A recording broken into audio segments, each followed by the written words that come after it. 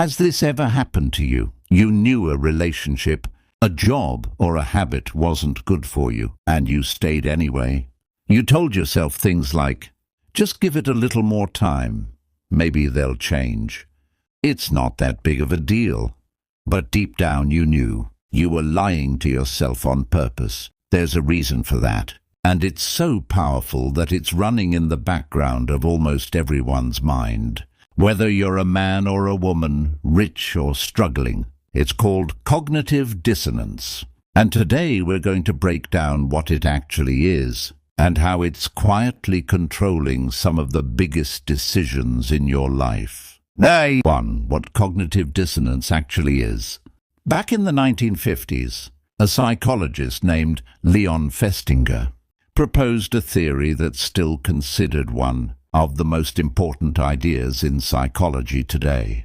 His idea was simple. When our beliefs don't match our actions, our brain feels a kind of discomfort, a mental tension, almost like something's pulling in two directions at once. Let's take a simple example. You know cheating is wrong, but you cheated anyway. Now your mind is holding two thoughts that directly contradict each other. I'm a good person. I just did something bad. Those two thoughts can't comfortably sit together. And when they don't, your brain looks for a way to make them fit. Here's where it gets interesting. 2. Why your brain lies to you. You'd think that when your brain feels this discomfort, it would just fix the behavior, right? Admit the mistake, correct course. Most of the time, that's not what happens. Because changing behavior is hard. It takes time, effort, and sometimes real pain. So instead, your brain takes a shortcut. It changes the belief, not the behavior. In other words, people twist their thinking to justify what they've already done. That's why you hear things like, everyone does it, I'm not the only one. They didn't deserve better, so what I did was fair. If I quit this job now, everything I've built would be a waste. These aren't just excuses, they're your brain's survival mechanism kicking in. It wants to keep you emotionally comfortable, even if that comfort is built on a lie. 3. Where this shows up in real life. Let's look at some real examples so you can spot this in your own life. In relationships, you know this person doesn't respect you, but you tell yourself, we had good times, right? Maybe those will come back. You're rewriting your feelings just to justify staying.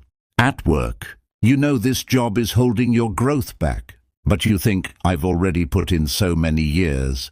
Quitting now would be a waste.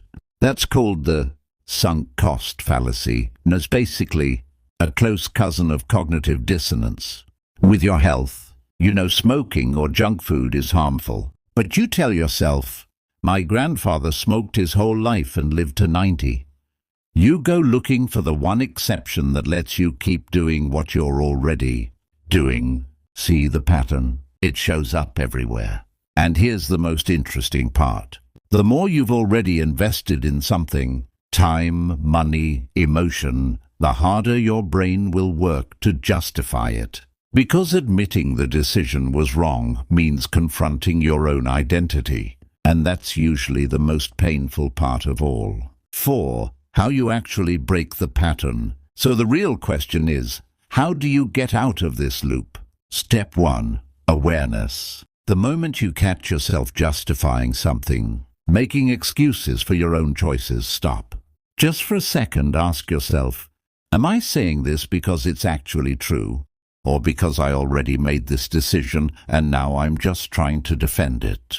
That one question alone can break the pattern. Step 2. Remind yourself that changing your mind isn't weakness. Society teaches us that being consistent is a sign of strength. But when the facts change, when you learn something new, changing direction is actually one of the strongest things your mind can do, not a weakness. Step 3. Practice with small decisions first.